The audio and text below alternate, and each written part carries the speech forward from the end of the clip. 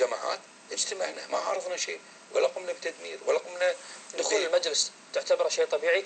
عفوا ابو ثامر، الدكتوره رندشتي ايضا في افتتاح مقرها قالت ارادوا الكويت ساحه للفوضى، انقضوا على الدستور، اباحوا المحظور، باعوا المستقبل.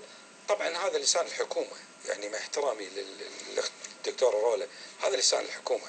احنا عندنا، واقولها بكل امانه وبكل صراحه، وحقها تمثل من تريد. انت تمثل المعارضه وحق الدكتوره تمثل راي الحكومه. انا احترم رايها وقناعتها، وراح نسمع طبعا، راح نعطيك المجال كيف. لكن انا اقول نعم، انا ضربت لها امثله كثيره عن الفساد والسرقات بالبلد. نعم. هي تقول احنا ما نحترم الدستور وخالفنا الدستور وجرينا الشباب. نعم. منو دمر الشباب والقيم؟ منو يملك وسائل الاعلام وضرب اطياف المجتمع الكويتي وسكتت الحكومه بدون ما تتصرف؟ منو اللي عنده المستشفيات؟ منو اللي عنده الاموال؟ منو اللي عنده التعليم؟ منو اللي عنده... واضحه النقطه. خليني بس اكمل.